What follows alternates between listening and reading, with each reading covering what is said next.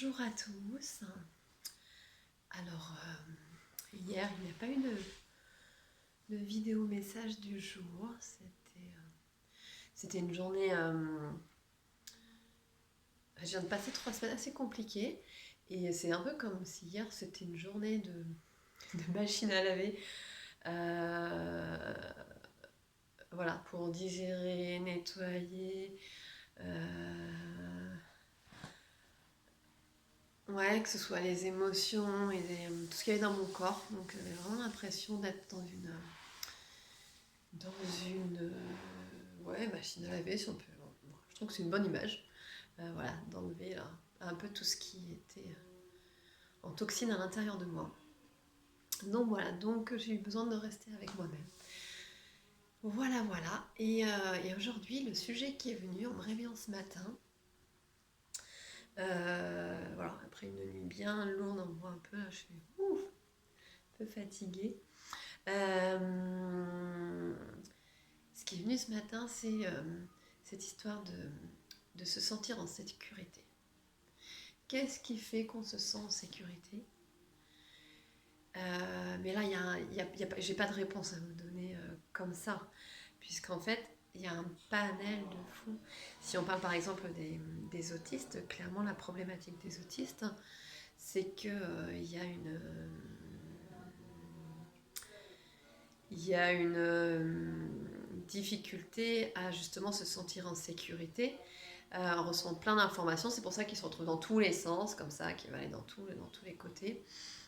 Alors qu'en réalité, voilà, se sentir en sécurité, on aura beau mettre des cadres, un château, avec des grandes murailles, se couper de telle ou telle autre personne, ne pas aller se promener en forêt si on a peur des chasseurs, ne pas aller en forêt si on a peur de rencontrer des sangliers, ne pas aller dans le jardin si on a peur des limaces. Ça enlèvera en rien, en fait, cette sensation d'être en sécurité. Et ça, c'est quelque chose qui est bien plus intérieur. On cherche toujours à mettre des choses à l'extérieur pour se sentir en sécurité. Une voiture de meilleure qualité, une maison dans tel endroit, tel environnement, telle personne. Alors qu'en réalité, c'est encore chercher à l'extérieur. Alors que la sécurité, elle se trouve à l'intérieur de nous. Voilà. Je serai en sécurité si j'ai une amie proche, si j'ai un ami proche. Et en fait, la sensation de sécurité, elle ne peut se construire qu'à l'intérieur. Donc comment est-ce que moi, je peux me sentir en sécurité? Qu'est-ce qui fait que je me sens en insécurité? Est-ce que c'est pour mon corps? Est-ce que c'est pour mon cœur? Est-ce que c'est pour mon esprit? Est-ce que c'est pour mon âme? Et ça, il n'y a que vous à l'intérieur qui pouvez le savoir en fait. Et il n'y a que vous, comme il n'y a que moi, qui peut savoir ce qui me fait que je me sens en insécurité en réalité. Il y a quelque chose qui désamorce tout de suite. Parce que quand on se sent en insécurité, qu'est-ce qui se passe? On va pas oser faire telle chose, on va pas oser faire telle autre chose, on va se rétracter comme ça sur nous-mêmes un peu et ne pas être dans l'amplitude. Voilà, il y a la dernière vidéo, je te parlais de prendre sa place et du processus qui permettait de prendre sa place, mais un des éléments qui empêche aussi de prendre sa place, c'est justement de se sentir en insécurité. Si on n'est pas en confiance, donc on n'est pas en sécurité et on ne se sent pas en sécurité, je veux dire, et donc forcément on ne peut pas prendre sa place. Donc quel élément permet de se sentir en sécurité et donc du coup d'atteindre la confiance nécessaire pour pouvoir avancer et prendre sa place? Voilà, ça c'est vraiment avoir à l'intérieur de soi qu'est-ce qui joue. Et ce qui est facile, c'est vraiment un petit exercice comme ça, c'est quand vous vous sentez à un moment que vous vous rétractez, que vous avez un peu de sueur, que vous commencez à parler vite, tout ça c'est des signes qu'on est un peu en stress, on se sent en insécurité. Et là, pour vraiment non seulement voir ce qui se joue en vous, et aussi voir quelle réponse vous pouvez apporter. Comme si vous étiez, voilà, je le disais aussi dans la dernière vidéo, voilà, en nous, on est multiples dans nos composantes. On peut aimer la nature, le sport, le cinéma. Mais aussi, on a une petite fille et un petit garçon en nous. Et on a un papa et une maman en nous. Et comment un moment, Quand on est en insécurité, en fait, c'est notre petite fille, ou petit garçon qui ne se sent pas à l'aise. Et comment on va faire appel à notre partie papa et notre partie à maman, qui vont pouvoir rassurer et redonner confiance à cette petite fille, ce petit garçon. En général, le côté maman va être plutôt sur la sécurité affective, émotionnelle, et que la partie papa va plutôt être sur la sécurité matérielle et le rapport aux autres et à l'extérieur. Voilà. Donc après, on est tous différents, on peut être très bien rassuré sur l'un, mais pas du tout sur l'autre. Et par exemple, moi je sais qu'une de mes plus grandes difficultés, elle est plutôt sur la partie sécurité matérielle et relations à l'extérieur, par rapport à une construction de masculine et du repère masculin. C'est là où j'ai plus de difficultés. Donc voilà, comment est-ce que je vais faire appel à mon papa intérieur pour me rassurer sur telle ou telle chose. Donc les peurs, les sensations d'insécurité peuvent être très très très très variées.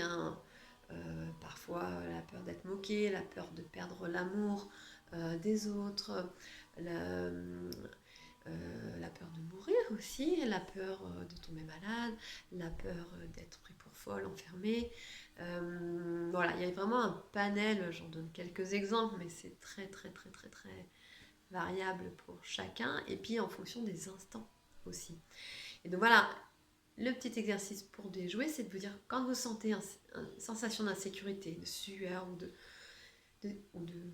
d'essoufflement, enfin voilà, en repérant ces éléments-là, déjà dire, ah là, il se joue quelque chose, je commence à être en insécurité, peur d'être en retard, peur de... Enfin, il y a des petites choses comme de très grandes choses, peur de se noyer si on va dans la mer, et de dire, voilà, de revenir à quelque chose de lucide. Le fait est, voilà, là je suis là, assise dans mon salon, j'ai une sensation d'insécurité qui arrive, une question qui déjoue tout, qui permet de comprendre et de se ressaisir, c'est, il est où le danger?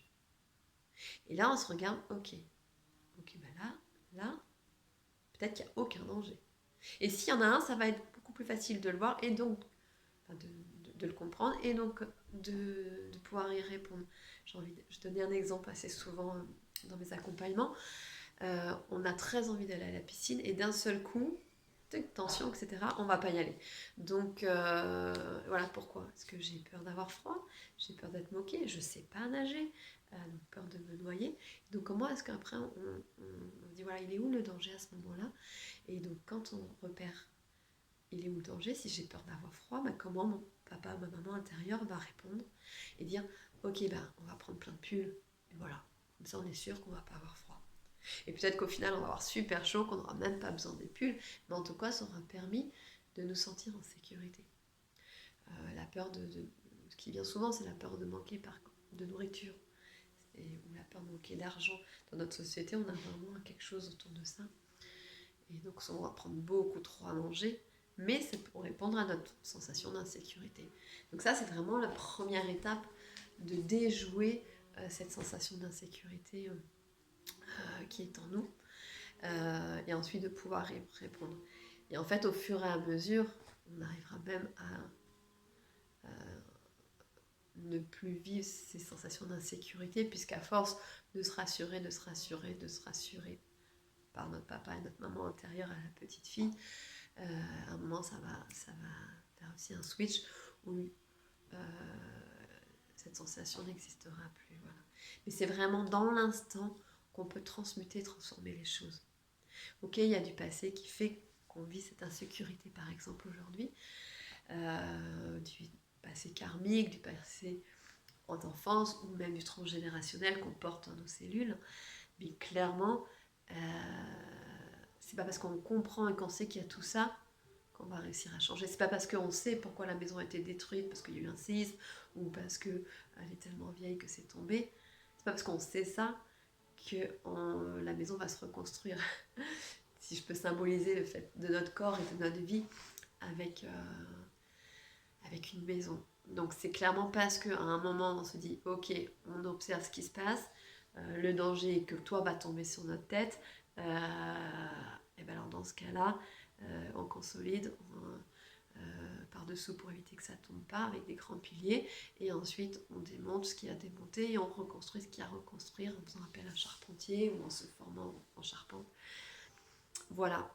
Et c'est pas parce que voilà, il y a ce passé derrière qui va faire qu'on va pouvoir changer dans le présent. C'est vraiment parce que dans le présent, on analyse la situation et on agit tout de suite dans le présent. Donc c'est vraiment chaque seconde de déjouer cette chose-là. Et c'est ce processus qui va nous permettre petit à petit de réduire cette zone d'insécurité qu'on peut ressentir. Donc c'est vraiment dans l'action.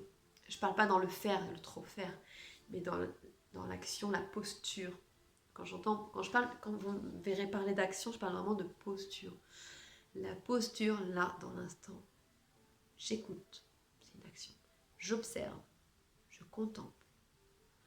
Dans le silence, je vois ce qui se passe en moi, les émotions. Et comment je peux me parler à moi-même. Ça peut paraître un peu fou ou schizo, mais comment je me parle à moi-même pour rassurer ça. Il peut toujours y avoir des amis qui me soutiennent, ça c'est sûr, et c'est primordial parce que quand on est vraiment dans une difficulté, on va avoir du mal à se parler à soi-même. Mais c'est qu'une première étape pour qu'ensuite notre sécurité vienne de l'intérieur. Il n'y a qu'en passant par là qu'en fait on pourra prendre notre place pour acquérir cette confiance. Voilà. Alors c'est sûr qu'une personne qui n'a jamais eu quelqu'un qui l'a soutenue ou quelqu'un qui a toujours eu des peurs et des angoisses, forcément elle part avec un bagage plus lourd que quelqu'un qui a tout le temps été soutenu avec des parents, des amis, des grands-parents qui vont être là en disant mais oui vas-y tout ça va bien se passer, même si moi j'ai peur, voilà ça va aller, qui va rassurer. Ça laisse voilà, un bagage qui est plus léger. Mais voilà, après c'est chacun son chemin bien sûr. Donc voilà ce que j'avais envie de vous partager aujourd'hui. Et que je le répéterai toujours parce que c'est important quand même de le savoir quand on a gravi une marche, mais peut y avoir des moments de stagnation aussi, et c'est ok, ou des insécurités qui reviennent, et c'est ok. C'est aussi pour encore mieux cerner l'ampleur de tel ou tel sujet d'insécurité et aller encore plus loin dans une confiance et une puissance intérieure. Voilà, alors